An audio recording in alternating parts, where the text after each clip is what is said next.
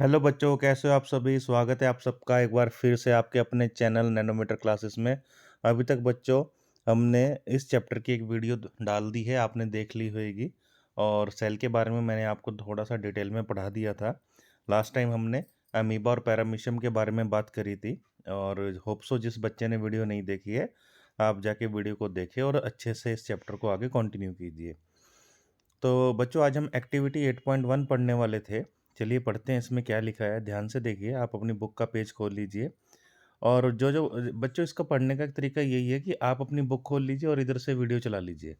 एक एक लाइन मैं बोल लूँगा यहाँ से, आप बुक में से उसे पढ़िए और फिर मैं उसकी हिंदी समझाऊँगा आपको। और इन केस अगर आपको कोई वर्ड या कोई चीज़ अच्छे से समझ नहीं आती है, तो आप मुझे कमेंट बॉक्स में पूछ सकते हैं, मैं उसका आपको आंसर डेफिनेटली दूँगा। ठीक है बच्चों? तो देखते हैं एक्टिविटी 8.1 क्या कहती है। टीचर में show a permanent slide of amoeba and paramecium under a microscope. एक टीचर है जिसने एक परमानेंट स्लाइड दिखाई है। स्लाइड क्या होती है बच्चों? जिसने माइक्रोस्कोप देखा, आप में से आप अपने स्कूल में जाके देखना, माइक्रोस्कोप के नीचे एक कांच की स्लाइड रखी जाती है। ठीक है? वो आधा इंच चौड़ी होती है और 1.5 इंच से 2 इंच तक वो लंबी होती है। उस स्लाइड के ऊपर क्या होता है बेटा, उस स्लाइड के ऊपर थोड़े से स्पेसिमेन रखे जाते हैं। ठीक है? जैसे कि माइक्रो ऑर्गेनिजम्स रखे जाते हैं, स्पेसिमेन उनके। और फिर उन्हें स्टडी किया जाता है मैग्नीफाइड करके, बड़ा करके। ठीक है? Alternatively the teacher can collect a pond water and show these organisms by preparing the slide. ऐसे ही उसने क्या किया कि पॉन्ड होता है ना, जैसे कि आपका छप्पड़, तालाब, ठीक है? या फिर झोड़ होता है, हिंदी में कहते हैं झोड़ है, पानी भरा हुआ है। तालाब हो गया, एक कॉमन सा वर्ड है तालाब, आपने देखा होगा, जहाँ पे बहुत सारा पानी रहता है, गंदा पानी। तो वहाँ से उसने 1-2 बूंदें स्लाइड के ऊपर डाली और उस बच्चों को वो भी माइक्रोस्कोप के नीचे रख के दिखाई। ठीक है? तो अब देखिए होता क्या है, ज़ाहिर-सी बात है, गंदे पानी में क्या होगा? बहुत सारे बैक्टीरिया, कीटाणु होंगे, माइक्रो ऑर्गेनिज़म्स होंगे, पैरामीशियम भी हो सकता है उसमें और अमीबा भी हो सकता है। तो चलिए देखते हैं। Shape of cell.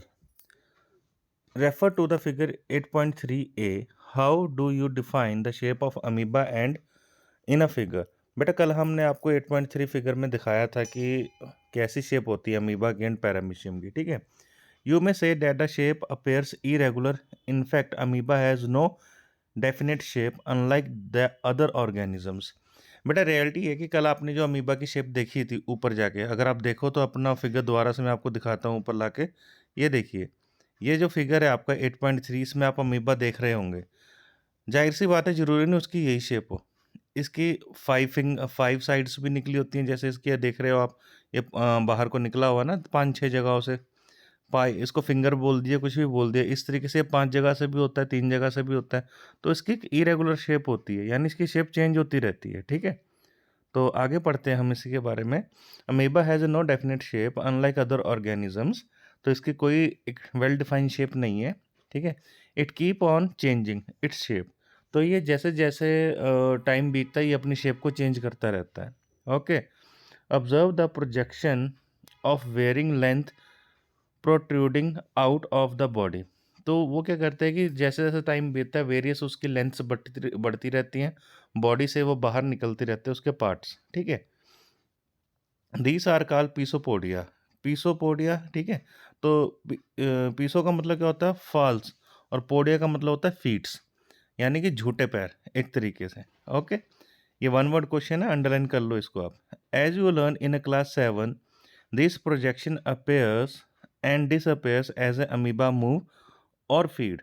आपने डाइजेशन का प्रोसेस पढ़ा होगा अमीबा का, अगर नहीं पढ़ा तो आगे मैं आपको समझा दूंगा कि थोड़ी देर में, कि अमीबा किस तरीके से किसी भी चीज़ को कैप्चर करता है, खाता है, फिर उसे इंजेशन, डाइजेशन, एक्जेशन, ये सारे प्रोसेसेस होते हैं उसके। ठीक है? तो जैसे जैसे वो किसी चीज़ को खाना शुरू करता है, तो उसकी बॉडी के पार्ट्स जो होते हैं ना, शेप चेंज होती रहती है। ओके? तो चलिए देखिए, आगे ये छुटकी सी ये लड़की है कि ये पूछती है, ये बॉक्स में है ग्रे कलर के। What advantage does amoeba drive by changing a shape. अब इसका क्या एडवांटेज होगा, बताइए आप। अगर नहीं आपको पता था, चलो, नहीं पता है तो चलो मैं बताता हूँ, इसमें लिखा हुआ है। The change in shape is due to the formation of pseudopodia which facilitates movement and help the capturing food. कहता है उसकी चेंजिंग होने का बॉडी का शेप का उसका ये कारण है कि जैसे-जैसे चेंजेस आएँगे वैसे-वैसे वो खाने को खाएगा, कैप्चर करेगा, अंदर बॉडी में करेगा, ठीक है? ज़ाहिर-सी बात है आप एक एग्ज़ाम्पल ले सकते हैं जब आप खाना खाने बैठते हैं और आपका पेट फुल हो जाता है, उसके बावजूद भी जब आप खाने पे लगे रहते हैं, तो आप थोड़ा सीधे से नहीं हो जाते, भई और ज़्यादा खाना अंदर घुस जाए। सेम लाइक आप किसी पार्टी में चले गए, वहाँ पिज़्ज़ा खाने को मिल गया मुफ्त में या केक मिल गया, तो बंदा सीधा होके बैठ जाता है, खाता ही रहता है। कुछ बच्चे होते हैं, आप नोटिस करना उसी तरीके से बेचारा अमीबा भी जब खाना खाता है तो नॉर्मली अपनी शेप चेंज करता है, उसके अंदर हड्डी-हुड्डी तो कोई होती नहीं है, ठीक है? व्हाइट ब्लड सेल्स डब्ल्यूबीसी बेटा डब्ल्यूबीसी क्या होता है? व्हाइट ब्लड सेल्स होते हैं, इन्हें व्हाइट ब्लड कॉर्पसल्स भी कहा जाता है। तो आप इसे डब्ल्यूबीसी व्हाइट ब्लड सेल्स कहेंगे, ये ह्यूमन बॉडी में पाया जाता है ब्लड के अंदर, ठीक है? और ये हमारी बॉडी को इन्फेक्शन से बचाता है। तो पढ़ते हैं इसके बारे में। The white blood cells WBC in human blood is another name of the single cell which can change its shape. तो देखो बेटा अमीबा की तरह डब्ल्यूबीसी जो हमारी बॉडी के अंदर होते हैं, ह्यूमन बॉडी के अंदर डब्ल्यूबीसी जो होते हैं, वो भी अपनी शेप को चेंज करते रहते हैं, ठीक है? और सिंगल सेल है। But white blood cell amoeba is a full-fledged organisms capable of independent existence। और ये एक फुल फ्लेज्ड ऑर्गेनिजम्स का मतलब क्या है कि अपने आप में ये संतुलित है, ये अपने आप में विकसित हैं अच्छे तरीके से, ठीक है? इंडिपेंडेंट हैं ये, यानी कि ये किसी दूसरे पे डिपेंड नहीं रहते, ये अपना काम, अपनी हर चीज़ को अपने तरीके से रिक्वायरमेंट को पूरा करते रहते हैं। What shape would you expect in an organism with a millions of cells? Figure 8.4 ABC show different cells such as the blood, muscles and nerves of human being. The different shapes are related to their specific functions.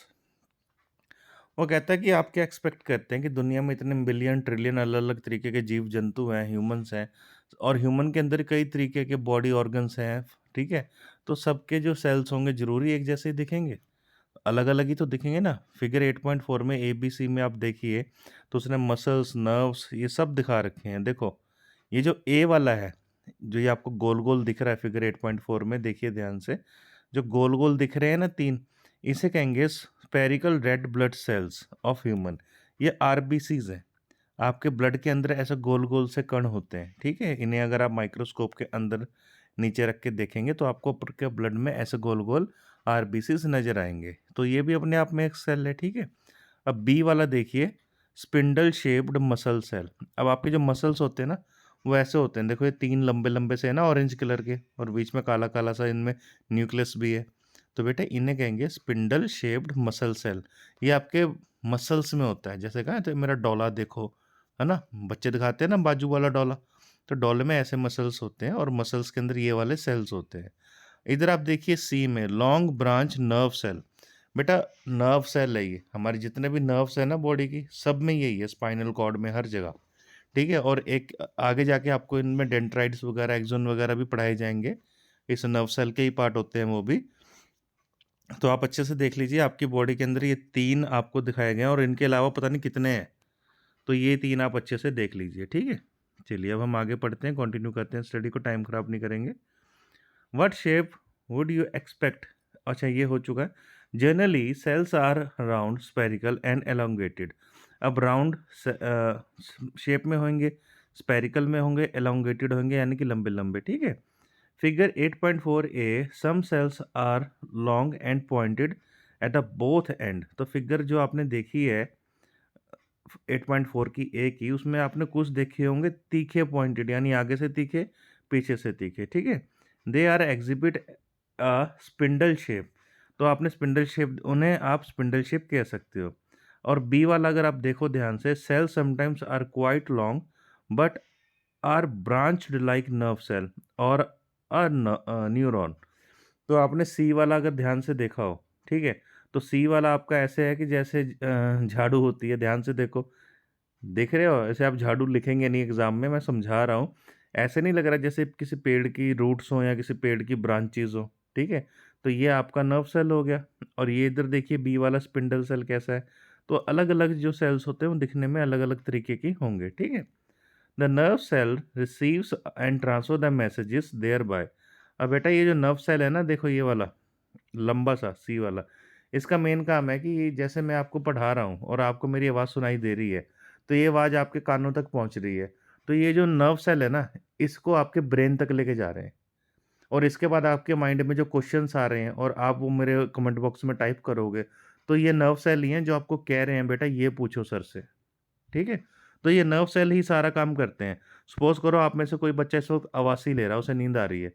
तो ये nerve cell ही उसे एक order दे रहे हैं mind को, भई ये बंदा थक चुका है, पढ़ता-पढ़ता या खेलता-खेलता या खाता-खाता, अब इसको सोने की इंडिकेशन दे दो, इसे वासी आ जाए, नींद आ जाए। कुछ ऐसे हर तरीके की इंडिकेशन, आप पानी पीते हो, कुछ भी है, ये नर्व सेल की वजह से ही होता है, ठीक है?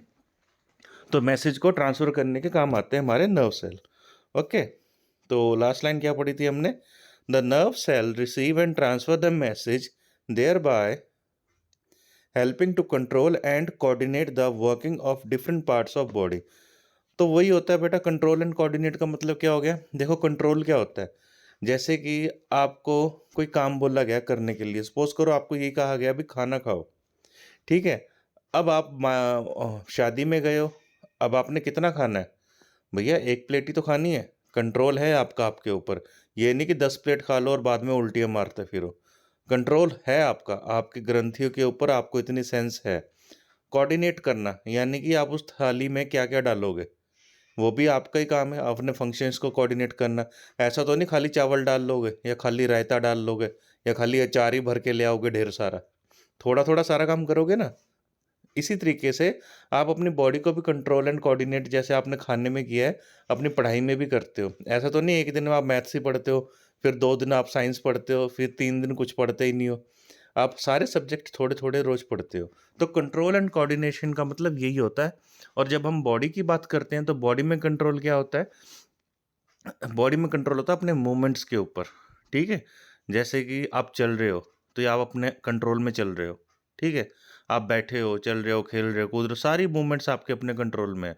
और कोऑर्डिनेट इन सबको कैसे कर रहे हो आप? यानी कि सिग्नल आ रहा है ब्रेन से, स्पाइनल कॉर्ड से होता हुआ ब्रेन में, फिर वापस आपके स्पाइनल कॉर्ड में, फिर जैसे किसी के हाथ पे कोई गर्म चीज़ लग गई, तो आप पीछे करते हो, तो वो कंट्रोल एंड कोऑर्डिनेशन वहाँ पे काम आता है।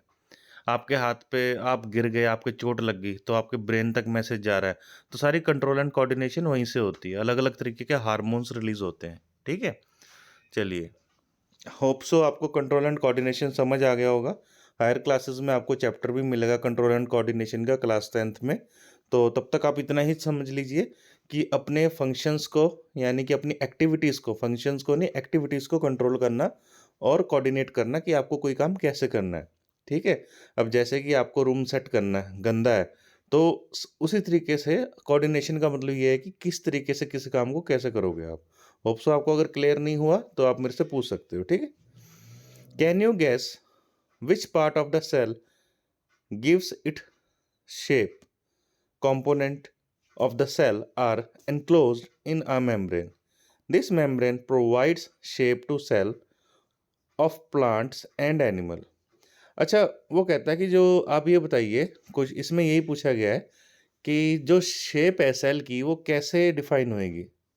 क्या है? वो कहता है उसके अंदर के जो कंपोनेंट्स हैं, यानी कि उसके अंदर के जो पार्ट्स हैं, जैसे न्यूक्लियस था, गोल्गी ऑपरेटस था, माइटोकॉन्ड्रिया था, लाइसोसोम्स था। कहते हैं जिस तरीके से उसके अंदर ऑपरेटस उसके पार्ट्स होंगे, वो अपनी फंक्शनिंग करेंगे, ठीक है? उसके जितने अंदर चीज़ें मौजूद होंगी, वो उसकी शेप को डिफाइन करेंगे अच्छे से, ठीक है? दिस मेम्ब्रेन्स, और ये सारे के सारे एनक्लोज किसके अंदर होंगे? मेम्ब्रेन के अंदर। This membrane provide a shape to the cell of the plant and animal.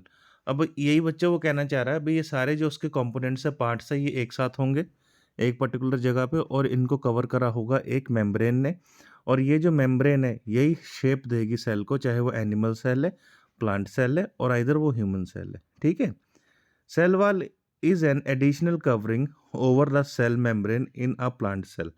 अब देखो देखो जो प्लांट सेल होता है ना, उसमें एक सेल वॉल पाई जाती है और ये एडिशनल कवरिंग है, यानी कि इसके सेल वॉल के अंदर ही सारा सेल होता है और सेल के अलग अलग पार्ट्स होते हैं, ठीक है? आगे जाके दिखाऊंगा आपको। Its give shape and rigidity to the cell.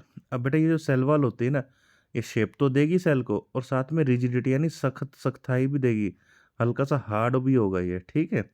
Figure 8.7, bacterial cell also has a cell wall. ठीक है, तो हम फिगर 8.7 देखेंगे। कहाँ है फिगर 8.7? 8.7 है भी या नहीं भी? हम नीचे नीचे जाए जा रहे हैं।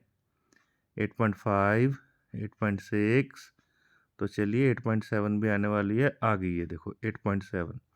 तो सेल वॉल देखिए आप, दिख रही है आपको? देखो ये क्लोरोप्लास्ट और सेल मेम्ब्रेन लिखा हुआ है ना, इसके ऊपर देखिए सेल वॉल। ये सेल वॉल एक आउटर कवरिंग है, ये पूरा सेल है, ये न्यूक्लियस है, ठीक है, वैक्यूल्स है। तो आप ध्यान से देखिए, ये प्लांट सेल है ए फिगर, और इसमें सेल वॉल आपको नजर आएगी। नजर आ रही बच्चों, नहीं आ रही? डेफिनेटली आ रही है, ठीक है। और इधर है बी वाला एनिमल सेल, इसमें आपको सेल वॉल नजर नहीं आएगी। ओके, समझ रहे हो? तो सेल वॉल एक एडिशनल कवरिंग है जो सिर्फ और सिर्फ हमारे प्लांट्स में ही होती है। ओके, तो चलिए अब हम आगे पढ़ते हैं, ऊपर चलते हैं वापस अपने उसी टॉपिक पे जो हम पढ़ रहे थे।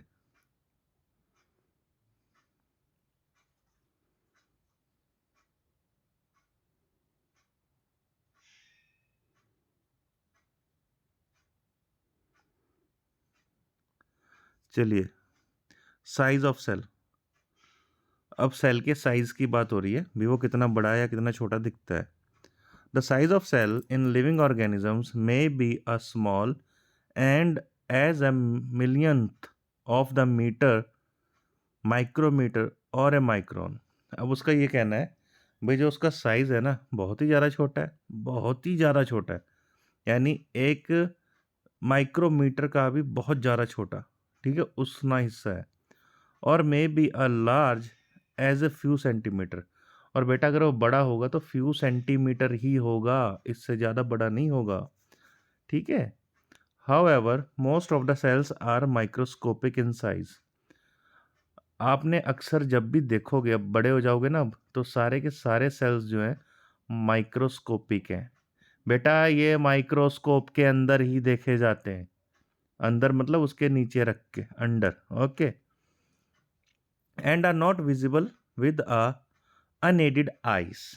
आप अगर अपनी जैसे नॉर्मल आइज से देखना चाहोगे ना, नहीं दिख पाएंगे, बिल्कुल ही नहीं दिखेंगे, ठीक है। तो ये आपको दिखेंगे कैसे?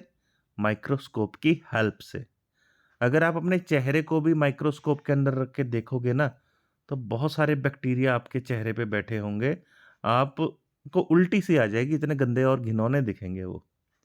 आप जो दही खाते हो ना, उसका भी अगर एक बूंद दही की आप माइक्रोस्कोप के नीचे रखोगे तो उसमें ढेर सारे बैक्टीरिया होते हैं, ठीक है। और बैक्टीरिया रियलिटी में क्या, ऑर्गेनिजम्स हैं, और हम दही खा लेते हैं, ठीक है।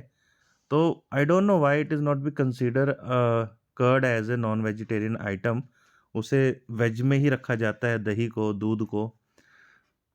बट मेरे हिसाब से ये है तो साइंस के हिसाब से नॉन वेज ही, ठीक है, साइंस इसे नॉन वेज ही कहेगी, बिकॉज ये भी एनिमल सोर्स ही है। ओके, चलिए, they need to be enlarge और मैग्नीफाइड बाय अ माइक्रोस्कोप। अब बेटा ये जो छोटे छोटे माइक्रो ऑर्गेनिजम्स होते हैं या सेल्स होते हैं ना, ये तभी आपको दिखेंगे जब आप इसको माइक्रोस्कोप के नीचे रख के देखोगे। The smallest cell is 0.1 to 0.5 micrometer in bacteria. तो बेटा ये इंपॉर्टेंट क्वेश्चन है, 0.1 से 0.5 अंडरलाइन कर लो, हाईलाइट कर लो। माइक्रोमीटर होता है बैक्टीरिया में, ठीक है। The largest cell measuring 170 mm into 130 mm, ठीक है। तो ये है एग, किसका? ऑस्ट्रिच का। आई थिंक मैंने आपको कल बताया था, थिंक नहीं, मुझे याद है अच्छे से, कि मैंने ऑस्ट्रिच के अंडे की बात करी थी कि ये हमारा सबसे बड़ा सेल है अर्थ के ऊपर। ओके बच्चों, चलिए आगे एक्टिविटी 8.2 देखते हैं। सॉरी ये हाईलाइट हो गया था, नो वरी। एक्टिविटी 8.2 देखते हैं। बॉयल है हेंस एग। कह रहा है मुर्गी का जो अंडा है ना, उसे उबाल दो। अब और उस बच्चे के मुंह में पानी आ रहा है जो अंडे खाता है ना। ओके, चलो आप खाइए ना खाइए, दैट्स अनदर मैटर। हम आगे पढ़ते हैं। Remove the shell.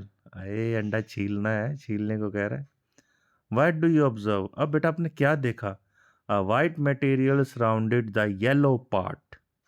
यानी कि जब आपने अंडा छीला तो अंडे के अंदर वाइट कलर का एक मटेरियल है, जिसने कि एक येलो कलर के मटेरियल को कवर किया हुआ चारों तरफ से। The white material is albumin which solidify on boiling. अब ये जो अंडरलाइन करो, अंडे के अंदर जो वाइट पार्ट होता है उसे क्या कहते हैं? उसे एल्बुमिन कहते हैं, ALBUMIN। वन वर्ड क्वेश्चन भी है और इम्पोर्टेंट जीके क्वेश्चन भी है। जब आप आगे जाके कहीं एंट्रेंस एग्जाम दोगे वहाँ पे पूछा जा सकता है, the white part inside the egg is called albumin. ठीक है। और जब भी हम एल्बुमिन को बॉयल करते हैं तो सॉलिडिफाई यानी हल्का सा सख्त हो जाता है। Okay. The yellow part is yolk. तो वो जो गिरी होती है ना अंडे के अंदर येलो कलर की, उसे हम कहते हैं यॉक। ठीक है। It is part of the single cell. तो बेटा ये दोनों सिंगल सेल के पार्ट हैं। You can observe this single cell without any magnifying device. अब बेटा आप इसको बिना किसी मैग्नीफाइंग डिवाइस यानी माइक्रोस्कोप की हेल्प से देख सकते हैं। और मोस्ट प्रोबेबली आई होप जो वेजिटेरियंस है, चाहे उन्होंने अंडा कभी देखा भी ना हो, लेकिन आप नेट पे जाके अगर देखेंगे तो आपकी पार्ट ऑफ एजुकेशन है। आप देख लीजिएगा अंडा रियलिटी में अंदर से भी कैसा दिखता है। अंडे के ऊपर सैकड़ों वीडियो मिल जाएंगी आपको यूट्यूब पे। ठीक है बच्चों, चलिए अब हम आगे देखते हैं, जल्दी से थोड़ा सा और पढ़ेंगे। Are the cells in a elephant larger than a cell in a rat. इतना बड़ा हाथी होता है, ठीक है, क्या उसके सेल जो हमारा क्या है, रैट है, चूहा, इसके सेल से बड़े होंगे या छोटे होंगे? नहीं समझ आया? समझो, उसका क्वेश्चन ये है भी जो एलिफेंट हाथी के अंदर जो सेल्स पाए जाते हैं, क्या ये सारे सेल्स, क्या ये जो सेल्स उसके अंदर पाए जा रहे हैं या चूहे के सेल से बड़े होंगे साइज में? चूहा छोटा सा होता है हाथी के मुकाबले। वो कह रहा है भाई दोनों में से किसके सेल बड़े होंगे। ये ये नहीं कह रहा, इस बात को, क्वेश्चन को भूल जाओ। वो ये कह रहा है क्या हाथी के सेल चूहे के सेल से बड़े होंगे, बस ये कह रहा है। The size of the cell has no relation with the size of body of animal और ए प्लांट। तो आंसर इसका ये है भी सेल का जो साइज है ना, इसका कोई लेन देन नहीं है कि वो किसकी बॉडी के अंदर है और उसकी बॉडी का कितना बड़ा साइज है। ठीक है। It is not necessary the cell in elephant be much bigger than those in a rat. तो कहते हैं जरूरी नहीं है कि एलिफेंट का सेल बहुत बड़ा होगा एज कंपेयर टू किसके भला, चूहे के सेल से। The size of the cell is related to the function.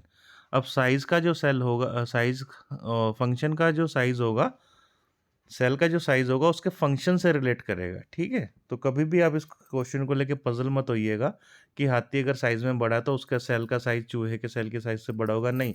उनके सेल का साइज अमूमन सेम ही होगा, चाहे हाथी है, चूहा है, पेड़ है, ट्री, कुछ भी है। ठीक है। और जो सेल का साइज होता है ये डिपेंड करता है उसके अंदर होने वाले फंक्शंस से, यानी कि जितने ज़्यादा उसके अंदर और पार्टिकल पार्ट्स होंगे उसके फंक्शंस करने के लिए, उतना ही ज़्यादा उसका साइज बड़ा भी हो सकता है और जितने कम होंगे उतना ही उसका छोटा हो सकता है। For example nerve cell both in elephant and rat are long and branched. कहता है जो नर्व सेल होता है ना हमारे अंदर भी होता है, मैंने आपको ऊपर दिखाया था ना वो ब्रांचेस वाला। कहता है वो जब चूहे के अंदर हो चाहे एलिफेंट के अंदर हो, दोनों का सेम ही होता है देखने में एकदम। ठीक है। They perform the same function, दोनों का फंक्शन भी सेम परफॉर्म करता है। That of transferring of messages, transfer of message के लिए। आपको को चूहे और हाथी को क्या मैसेज देना है, वो कौन सा मोबाइल रखते हैं, नहीं। खाली यही मैसेज नहीं होता जो मोबाइलों पे हम पढ़ते हैं। ठीक है। तो जैसे कि हाथी को पानी पीना है तो उसका माइंड, पेट कहेगा पानी पीना, पानी पीना है, तो वो इन नर्व सेल्स के थ्रू उसके ब्रेन में जाएगा हाथी के, फिर हाथी को प्यास लगेगी और फिर हाथी जाके पानी पिएगा। अब चूहे को जैसे भूख लग रही है तो उसको पता लग गया ना मुझे भूख लग रही, तभी तो वो खाएगा, कुतरेगा चीज़ों को जाके। तो बच्चों यहाँ तक आज हम अपना पढ़ते हैं, बाकी इसका रेस्ट ऑफ द पार्ट है जो चैप्टर का वो हम कल करेंगे। और कल हम 8.4 से शुरू करेंगे जिसमें हम सेल के स्ट्रक्चर एंड फंक्शन के बारे में पढ़ेंगे। उम्मीद करता हूँ आपको आज की पढ़ाई के सारे टॉपिक्स क्लियर हो गए होंगे। और अगर आपको आज का कोई टॉपिक क्लियर नहीं हुआ या आपका कोई क्वेश्चन है इससे रिलेटेड तो आप मुझे बता सकते हैं, आपको कमेंट बॉक्स में मैं आंसर दे दूंगा। और एक बच्चे ने अपनी कमेंट बॉक्स में लिखा था कि उन्हें किसी न्यूमेरिकल्स के ऊपर वीडियो चाहिए, तो उसका वो वीडियो बना के डाल दिया गया है। तो वो बच्चा जाके अपना न्यूमेरिकल्स वाला वीडियो देख सकता है क्लास 9th का। और बाकी किसी बच्चे को अगर कोई क्वेश्चन चाहिए हो या कोई उसकी क्वेरी हो तो काइंडली आप हमें कमेंट बॉक्स में पूछ सकते हैं। ओके बच्चों, कल मिलते हैं अगली वीडियो में, अगली क्लास में। तब तक के लिए आप हमारे चैनल को सब्सक्राइब कीजिए, हमारे वीडियोस को शेयर कीजिए और चैनल से जुड़े रहिए मैथ्स, साइंस और आपके एजुकेशन से रिलेटेड और वीडियोस पाने के लिए। जय हिंद, जय भारत।